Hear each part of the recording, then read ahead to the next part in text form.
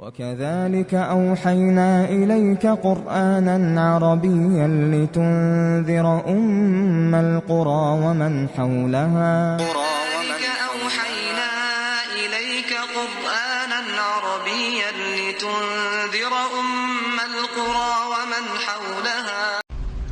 بسم الله الرحمن الرحيم. الحمد لله رب العالمين والعاقبة للمتقين، والصلاة والسلام على نبينا محمد وعلى آله وأصحابه أجمعين.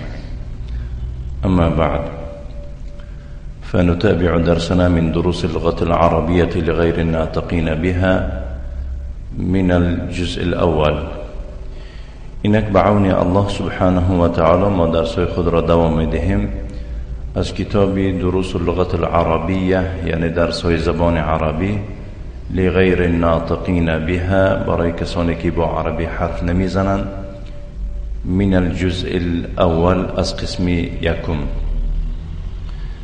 درس امروزی ما بعون الله تعالى الدرس الرابع، يعني درس چهارم. ما در ابتدای درس از این کتاب گفته بودیم که دو چیزی مهم است. یکی کلمه های نوی که واردی هر کدام از این درس ها شده است باید اینها را از بر کرده شود، و دویم چیزی که مهم است، هر یک درس را مؤلف چیکار کرده است؟ برای هر یک درس یکون قاعده از قاعده ها را یا که چندی از قاعده ها را ذکر کرده است که باید این قاعده ها را نیز از بر کرده شود، اول دانسته شود، بعد از آن از بر کرده شود.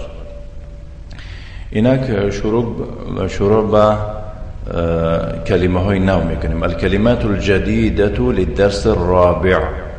الکلمات الجدیدة للدرس الرابع، یعنی کلمه های نوی که واردی درسی چهارم شده اند. این در کجاست یا که در کجا. غرفه اتاق، الجمع غرف. حمام حمامات، حمام. هو وی، هم جمع.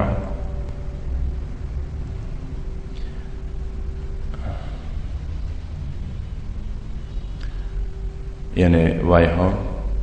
هی، این هم وی می شود، جنسی زنانه، جمعش هن. مطبخ آشخانه، جمعش مطابخ. ساعه ساعت، جمعش ساعات. ماذا چی یا کی چیست یا کی چی چیز است.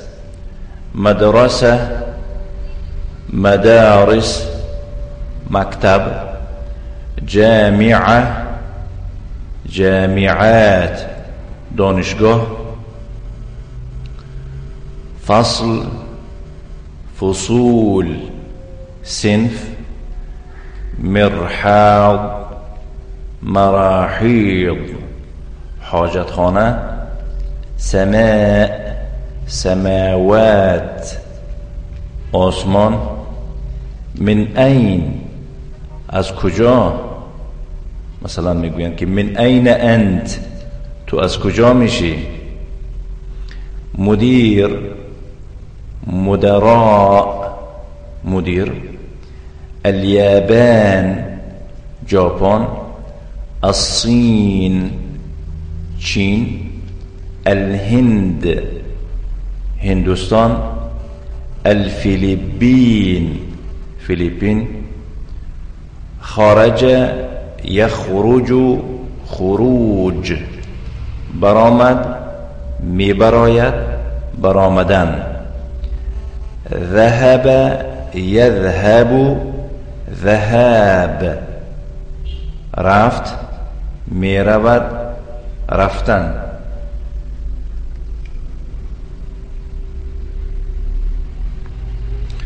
سوق اسواق بازار،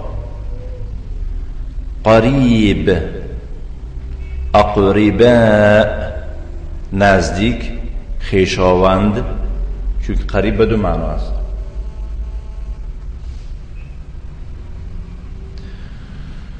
هم نزدیک می شود و هم خویشاوند. ماء میاه آب، ورق یک ورق، ورق اوراق جمع می شود ورق ها. فی در یعنی در داخلی چیزه، علی در بالای چیزه یکی بر، من از، الی و بسوی. این بود کلمه های نوی که وارد این درس شده بودند. الدرس الرابع درسی چهارم. البيت في البيت، المسجد في المسجد، المكتب على المكتب، السرير على السرير. در اینجا صحبت درباره حرف جر می رود. صحبت درباره چی؟ درباره حرف جر یا که حرف های جر. وقتی که ما گفتیم البیت مرفوع و علامت رفعه ضمة ظاهرة على آخره، فهمیدید؟ وقتی که در سر البیت فی داخل شود، فی البیت نمی شود، فی البیت. فی حرف من حروف الجر، البيت مجرور بفي وعلامة جره كسرة ظاهرة في آخره لأنه اسم مفرد منصرف. بتفعيل في البيت شد، المسجد في المسجد شد، المكتب على المكتب شد، السرير میشود على السرير. همینها به تفعیل حرفای جر فی علی. اکنون باید قاعده را آیدی حرفای جر از بر کرده شود. میفرمایند که حروف الجر، حرفای جر، و هی فی علی من الی و غیرها من الحروف التي تجر الاسم الذي بعدها، تجر الاسم الذي بعدها. یعنی حرفای جر همچون فی، علی، من، الی و غیر از اینها دیگر حرفای جر از حرفهای می باشند که اسمی را که بعد از آنها ذکر می شود آن را چی خوانده می شود؟ جر خوانده می شود. حروف الجر و هی فی، علی، من، الی و غیرها من الحروف التي تجر الاسم الذي بعدها. بعد از اینها می آمدگی اسم را چی می کند؟ چی می کنند اینها؟ جر می کنند. و علامت جره کسرة ظاهره، علامت جرش چی می شود؟ کسری ظاهری می شود. او ما ناب عنها، یا آن چیزی که نایب از آن کسره می شود، یا که کسره می آید یا که نایبی کسره می آید، به جای کسره دیگر چی می آید؟ نحو مانندی فی البیتی، فی البیتی. پیش از اون که فی داخل شود اول چی بود؟ البیتو. فی البیتی. نعم. الاعراب، اکنون چگونه این را اعراب کرده می شود؟ فی حرف من حروف الجر مبنی على السکون لا محل له من الاعراب. فهمیدید؟ یعنی فی حرفی از حرفای جر می باشد مبنی بر سکون است. مبنی بر سکون آن است که آخری او دیگرگون نمی شود. فهمیدید؟ وی را با سکون خوانده شده است، شنیده شده است، با سکون خوانده می شود. زیرا لا محل له من الاعراب، آخری او دیگر مکان یا جای اعراب دیگرگونی ندارد. البیتی اسم مجرور بفی وعلامة جره كسرة ظاهرة على آخره لأنه اسم مفرد منصرف. البیتی اسم مجرور است، یعنی اسم است که به طفیل فی جر شدگی است و علامت جر او کسره ظاهری است در آخرش. برای چی کسره ظاهری شد در آخرش؟ لأنه اسم، چون که البیتی اسم است، مفرد تنهاست، منصرف است، یعنی از اسمهایی می باشد که آخرش تنوین را می گیرد و همچنین کسره را نیز قبول می کند. فهمیدیدم؟ بارک الله فیکم. البیت خانه، فی البیت در خانه. المسجد مسجد، فی المسجد در مسجد. المکتب میز، علی المکتب در بالای میز. السریر کت، علی السریر در بالای کت. با قسمی دویمی این درس. این محمد، محمد در کجاست؟ هو فی الغرفه، و در داخل اتاق است. درباره این نیز قاعده است. فهمیدید؟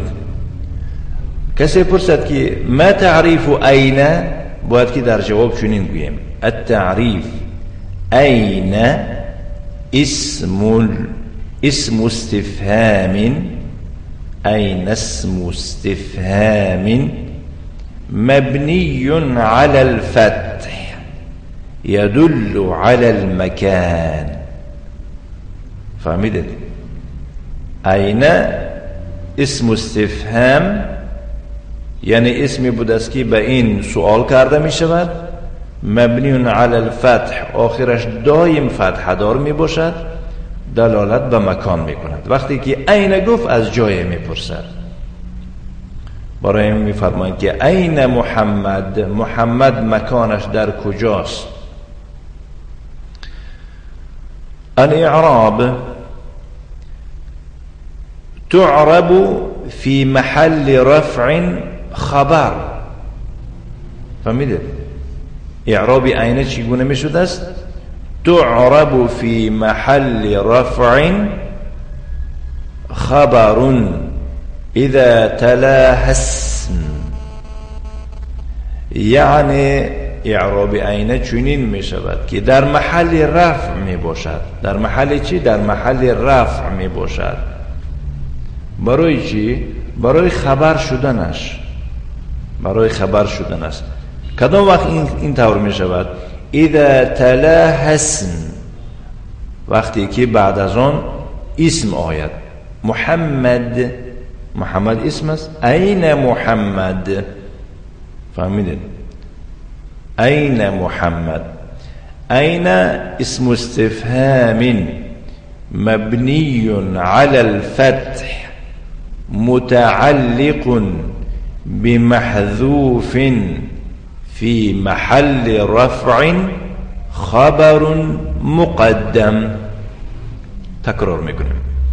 این اسم استفهام مبني على الفتح متعلق بمحذوف في محل رفع خبر مقدم. یعنی این اسم استفهام بوده مبنی بر فتح هست، متعلق به حذف شده است. یعنی که حذف شده خواه هست گویم محمد در کجا هست یا که در کجاست، در محل رفع می باشد چون که مبنی است خبر است، خبری مقدم، یعنی که از مبتدا پیش آمده. بنابراین محمدون مبتدأ مؤخر، مبتدأ مؤخر. نعم، ترجمه میکنیم. اگر سوال پیدا می شود اگر بعد از این فعل آید چی می شود؟ این ذهب علی. هم خلاص این انشاءالله اعرابش در دوامش میگویم. این محمد، محمد در کجاست؟ هو فی الغرفه، وی در اتاق است. و این یاسر، و یاسر در کجاست؟ هو فی الحمام، وی در حمام است. و این آمنه، و آمنه در کجاست؟ هی فی المطبخ، وی در آشخانه است. در اینجا هو برای مردانه است، هی برای زنانه است. اینها را ضمیر میگویند. این الکتاب، کتاب در کجاست؟ هو علی المکتب، و در بالای میز است. و این الساعه، و ساعت در کجاست؟ هی علی السریر، و در بالای کت است. المطبخ آشخانه. نعم. اکنون قاعده سیوم سر می شود. قاعده سیوم درباره اسم الممنوع من الصرف، اسمهای غیر منصرف. نگاه کنید، در طرف راست نامهای را ذکر میکند با تنوین، در طرف چپ نامهای را ذکر میکند بی تنوین. محمد، خالد، حامد، یاسر، عمار، سعید، علی، عباس. همین ها اسمهای تنوین دار. اینها را اسمهای اینها را اسمهای منصرف نامیده می شود. منصرف. نعم. آمنة، زینب، فاطمة، مریم، عائشة، خدیجة، صفیة، رقیة. اینها اسمهایی هستند که در آخرشان چه تنوین نمی باشد و همچنین اینها را با کسره خوانده نمی شود. بنابراین اینها را اسمهای الممنوع من الصرف نامیده می شود. الممنوع من الصرف. تعریف الممنوع من الصرف چگونه تعریف دارد؟ هو الاسم المعرب الذي لا يدخله تنوين. یعنی الممنوع من الصرف چگونه تعریف دارد؟ گفته پرسند میگوید که هو الاسم، این اسم است، المعرب آخرش دیگرگون میشدگی اسم است، الذي لا يدخله تنوین. فهمیدید؟ چنان اسم معرب می باشد که در آخری او تنوین داخل نمی شود. یگان نمودی تنوین، نه تنوین رفع، نه تنوین نصب و نه تنوین جر. و یجر بالفتحة نیابة عن الكسرة. و یجر بالفتحة نیابة عن الكسرة. و آن را جر خوانده می شود، علامت جر او فتحه می باشد بجای کسره. الا اذا عرف بال، الا اذا عرف بال، یعنی مگر وقتی که آن را با ال معرفه کرده شود. یعنی الاسم الممنوع من الصرف اگر در سرش الف لام تعریف داخل شود آن را با کسره خواندن می شود. فهمیدید؟ اول اضافه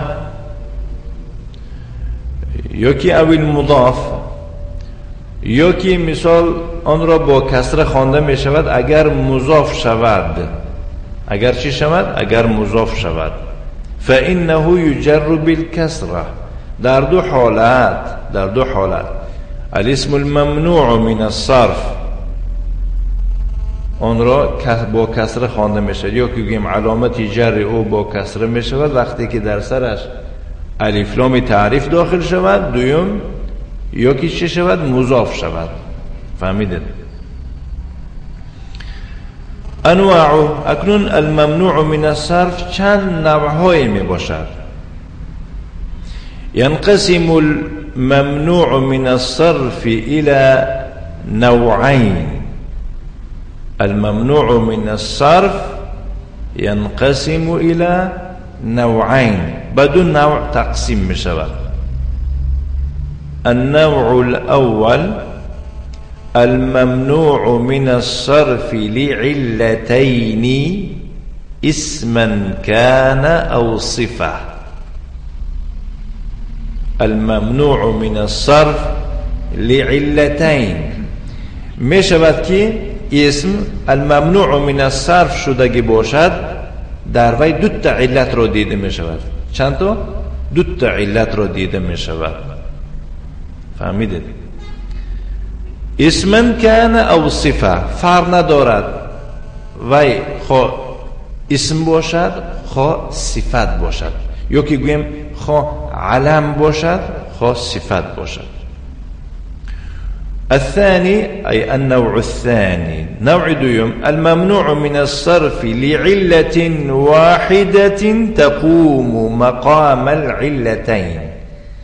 یکی می شود که الممنوع من الصرف شدگی باشد به سبب یک چیز که این یک علت مقام دو علت را گرفتگی است. فهمیدید؟ یک تا علت دارد. اولا الاسماء الممنوعة من الصرف لعلتين. یکم ما درباره کدام اسمها میگذاریم؟ اسمهای الممنوع من الصرف که در آنها چند تا علت را دیده می شود؟ دو تا علت را دیده می شود. الاول یکی الاولى العلم المؤنث المختوم بتاء التأنيث. العلم المؤنث المختوم بتاء التأنيث، یعنی علم نام خصوصیه که زنانه باشد در آخرش تای زنانه داشته باشد. فهمیدید؟ علم نام خصوصی مؤنث باشد تای زنانه داشته باشد. سواء أكان التأنيث حقيقيا مثل عائشة. فهمیدید؟ فرق ندارد خب مؤنثی حقیقی باشد مانند عائشة، عائشة، آمنة، فاطمة، خدیجة، صفیة، رقیة. اینها چی میگون؟ اینها را نامهاشونه العلم المؤنث المختوم بتاء التأنيث سواء أكان التأنيث حقيقيا مثل عائشة. اینها مؤنث های حقیقی بودیم. فهمیدید؟ در آخرشون چی دارن؟ خاتمه به تا دارن. ام لفظیه یا فرق ندارن و این مؤنثی لفظی می باشد مثل حمزه یا که مثل حمزه. حمزه هم چی می باشد؟ الممنوع من الصرف فيه علتان. در این دو تا علت است. یکم علت چی؟ العلمیه، دوم التأنیث المختوم بتاء التأنيث. هذا مؤنث لفظي. والعلم المؤنث المزيد على 3 أحرف. وعلم یعنی نام خصوصی که مؤنث می باشد از 3 حرف بیشتر می باشد. اگر حرفاش شمار کنید از 3 حرف زیاد می باشد. ولا علامت فیه للتأنیث، در وی علامتی تأنیث را دیده نمی شود که آن را المؤنث المعنوی نیز می نامند. مثلا زینبو، فهمیده؟ زینبو، کسی پرسد که این منصرف است یا غیر منصرف، چی میگوید؟ غیر منصرف است. چند تا علت دارد؟ 2 تا علت دارد، العلمیت و التأنیث. کدام نمودی تأنیث است؟ حقیقی است، حقیقی است زینب. خب لفظی است یا معنوی؟ معنوی. از کجا میفهمیم معنوی است؟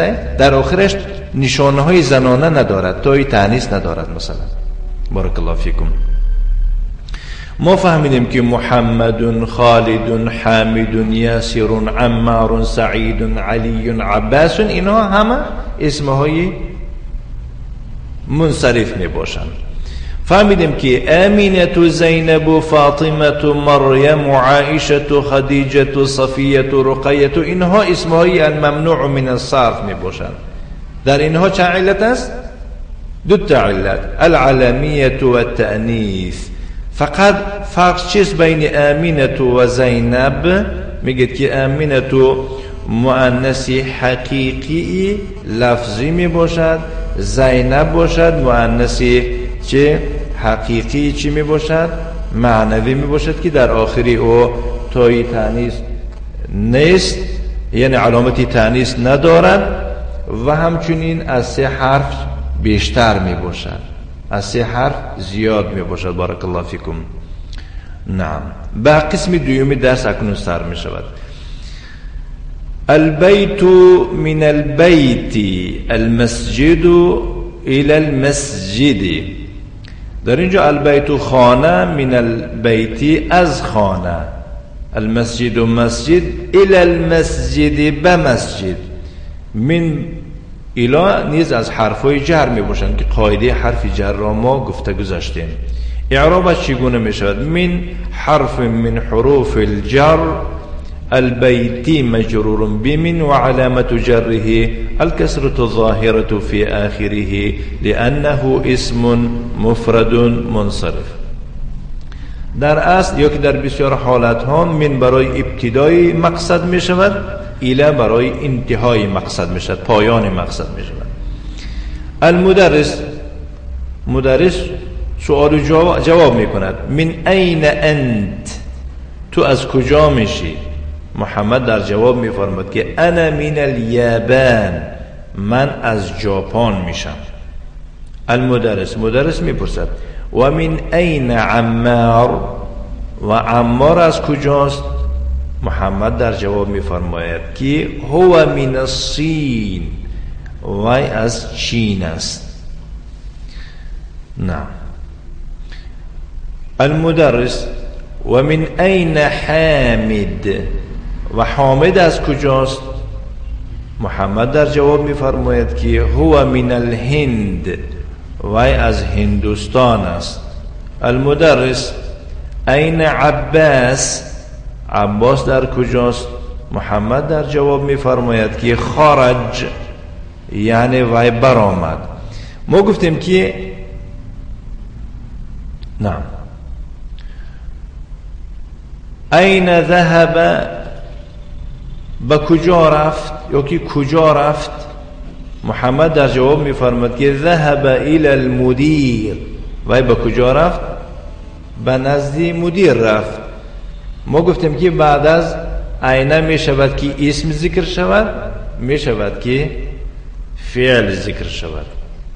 فهمیدید؟ نه. ما گفتیم که تعرب دائما ظرف یکی ظرف مکان. فهمیدید؟ یعنی عین را دائم اعراب داده می شود همچون ظرف مکان. مبنی علی الفتح، مبنی بر فتح می باشد فی محل نصب اذا تلاها فعل، اگر بعد از وی چی آید؟ فعل آید، فعل آید. نحو این ذهب، این ذهب، أين اسم استفهام مبني على الفتح في محل نصب على الظرفية المكانية. إعراب شنو مشغل متعلق بالفعل ذهب متعلق به. أين اسم استفهام مبني على الفتح في محل نصب على الظرفية المكانية متعلق بالفعل أو متعلق به ذهب. نعم. وأين ذهب علي وعلي بكجا رفت وكجا رفت علي. محمد در جواب میفرماید که ذهب الى المرحاض و به حاجت خانه رفت. المرحاض چی می شود؟ حاجت خانه می شود. این است بارک الله فیکم درسی امروزی ما از کتاب دروس اللغة العربية لغير الناطقين بها. نعم.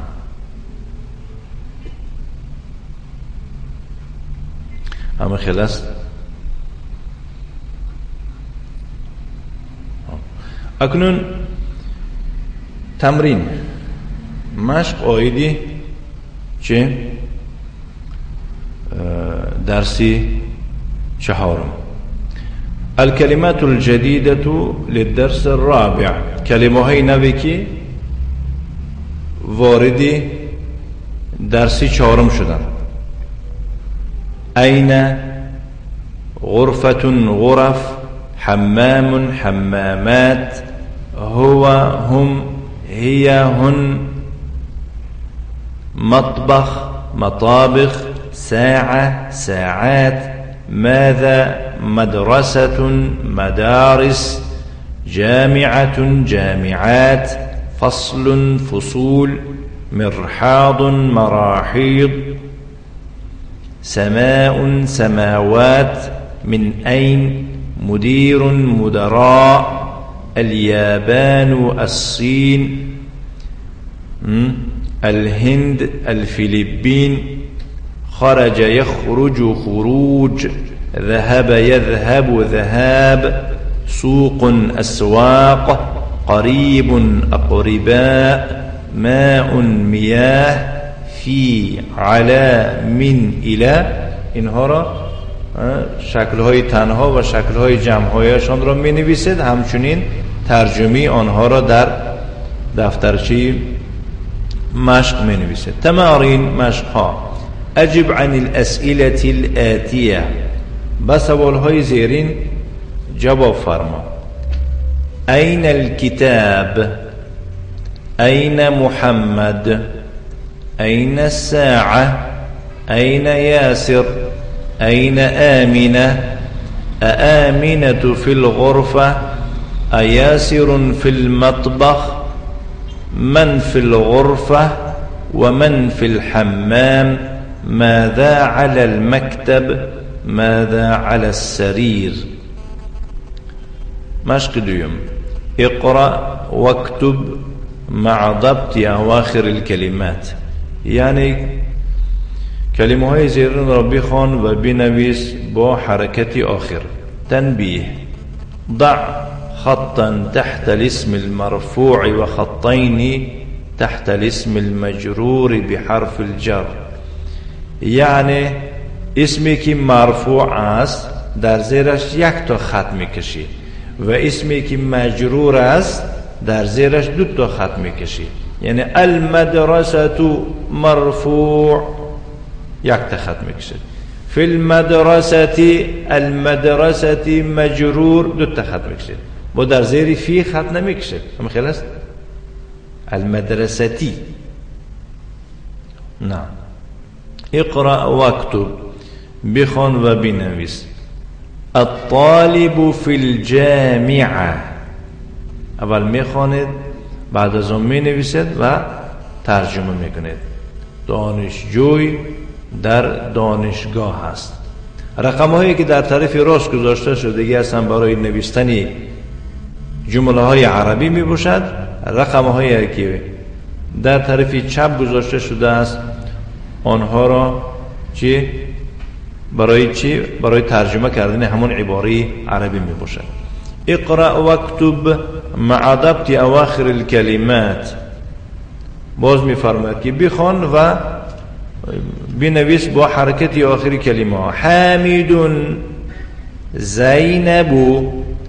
در تنبیه میفرماید که ضع خطا تحت الاسم المنصرف و خطین تحت الاسم غیر المنصرف. در زیر اسم منصرف یک تا خط گذار، اگر اسم غیر منصرف باشه دو تا خط. حامد چند تا خط میگذاریم؟ یک تا. زینب چند تا؟ دو تا. آمنة دو تا. احسن. تمارين. اجب عن الاسئله الاتيه. باز میفرماید که بس سوالهای زیرین جواب ده. من اين انت؟ أنت من الفلبين؟ من الصين؟ من أين حامد؟ أين ذهب عباس؟ أذهب علي إلى المدير؟ بس أوله جواب من بسد. الثاني اقرأ واكتب مع ضبط أواخر الكلمات. تنبيه. ضع خطا تحت الاسم المرفوع وخطين تحت الاسم المجرور بحرف الجر. الغرفة چند تا خط میکشه؟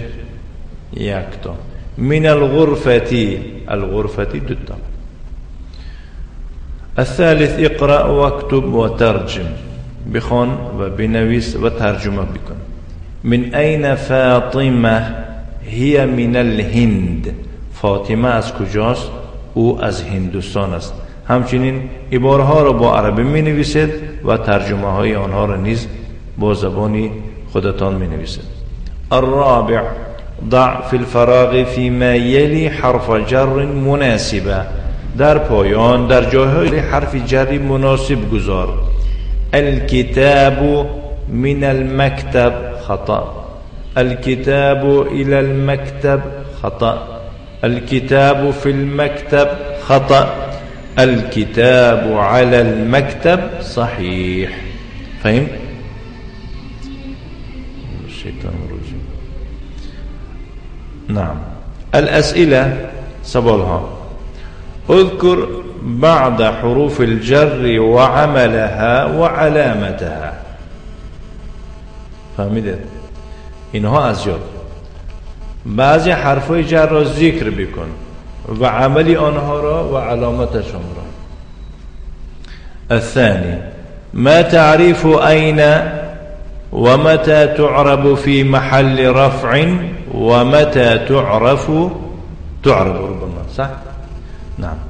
ما تعرف أين ومتى تعرب في محل رفع ومتى تعرب في محل النصب. یعنی تعریف أين را میگوید و کی در محل چه رفع آن را اعراب داده میشه و کی در محل النصب. ما تعريف الممنوع من الصرف؟ إلى كم نوع ينقسم الممنوع من الصرف؟ من أي نوعي الممنوع من الصرف من هذه الأسماء مع ذكر العلة؟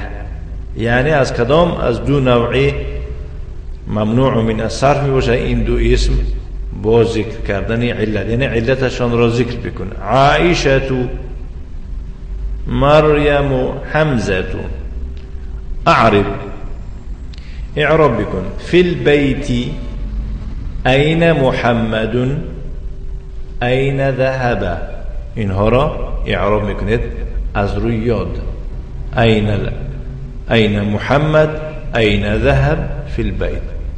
این است. بارك الله فيكم. تمرين يمكن مشقي درسي 4.